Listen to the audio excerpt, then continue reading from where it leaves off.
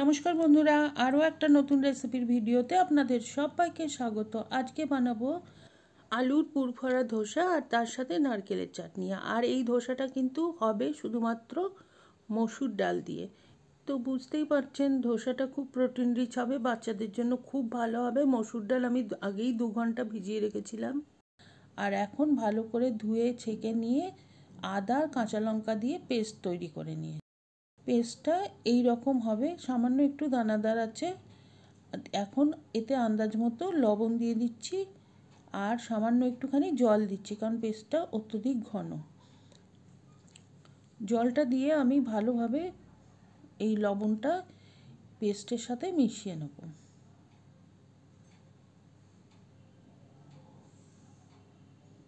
দেখুন এই রকম ঘনত্বের একটা ব্যাটার তৈরি হয়েছে। আর এখন এই ব্যাটারটাকে আমি 15 মিনিট রেস্ট করতে দেবো। আর ততক্ষণ আমি আলুর পুরটা বানিয়ে নিচ্ছি। সেজন্য প্যান বসিয়ে দিয়েছি গ্যাসে, দিয়ে দিচ্ছি 2 চা চামচ মতো সাদা তেল। তেলটা গরম হয়ে যাওয়ার পরে দিয়ে দিচ্ছি একটা শুকনো লঙ্কা ফাটিয়ে দিয়েছি আর 1 চা চামচ রাই সর্ষে। শুকনো লঙ্কার সুন্দর গন্ধ বেরিয়ে যাবে আর রাই সর্ষেটা চটপট করে ফাটতে আরম্ভ করবে, তখন আমি দিয়ে দিচ্ছি একটা মিডিয়াম সাইজ পেঁয়াজ কুচি, 2টো কাঁচা লঙ্কা কুচি আর কয়েকটা কারি পাতা। লঙ্কাটা আপনারা নিজেরা কীরকম ঝাল খান সেই বুঝে দেবেন। তো সমস্ত মশলা আমি ভালো করে এখন একটু ভেজে নিচ্ছি।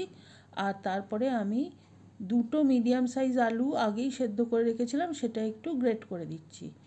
আপনারা চাইলে আলুটা হাতের সাহায্যে ভেঙে ভেঙে একটু চটকেও দিতে পারেন, তবে গ্রেট করে দিলে দানাটা কম থাকে, পুরটা তৈরি করতে সুবিধা হয়।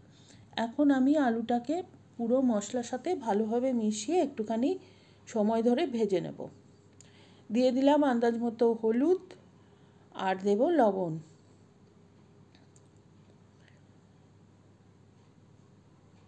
সব কিছু ভালোভাবে মিশিয়ে নিচ্ছি আর আলুটা একটুখানি সময় মিডিয়াম হিটে মশলার সাথে ভেজে নেব।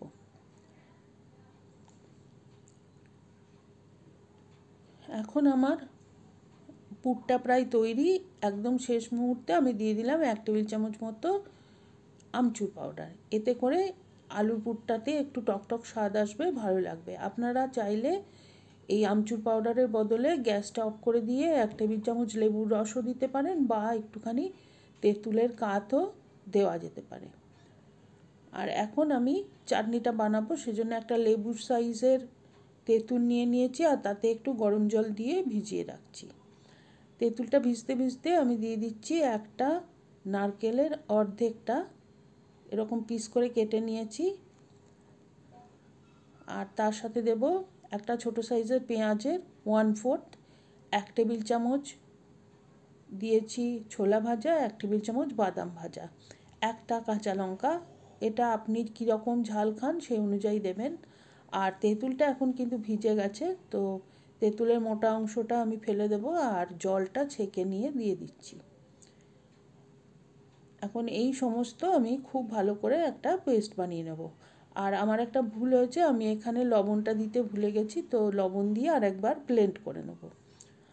আর তড়কা লাগানোর জন্য আমি প্যান বসিয়ে দিয়েছি। প্যানে দিয়ে দিলাম 1 চা চামচ সাদা তেল। তেলটা গরম হয়ে গেলে দিয়ে দিচ্ছি একটা শুকনো লঙ্কা 2-3 টুকরো করে ভেঙে দিয়েছি আর দিয়ে দিচ্ছি 20-25টা কারি পাতা, 1/2 চা চামচ রাই সর্ষে।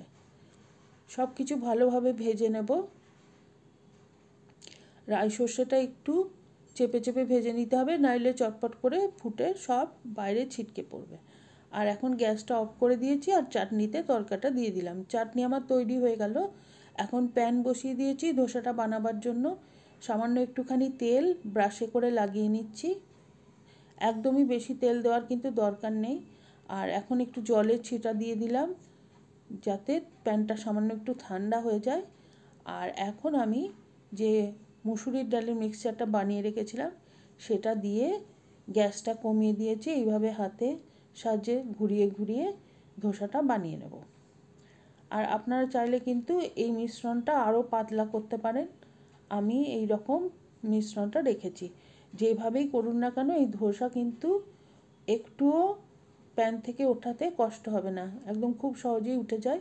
ওপরটা একটুখানি শুকনো শুকনো হয়ে যাওয়ার পরে সামান্য কয়েক ফোঁটা তেল দিয়ে দিয়েছি, আর তেলটাকে স্প্যাচুলার সাহায্যে ভালোভাবে ধোসার ওপরে ছড়িয়ে নিলাম। আর দেখতেই পাচ্ছেন কত সহজে ধোসাটা উঠে গেছে। উল্টো সাইডটাও একটু সেঁকে নিচ্ছি, এটা হয়তো না করলেও চলতো। আর এখন আলুর পুরটা মাঝখানে দিয়ে ধোসাটাকে আমি ফোল্ড করে নেব।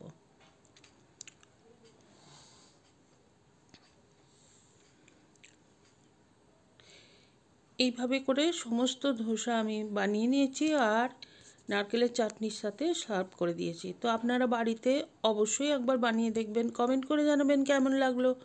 আর রেসিপিটা ভালো লাগলে please like, share and subscribe my channel.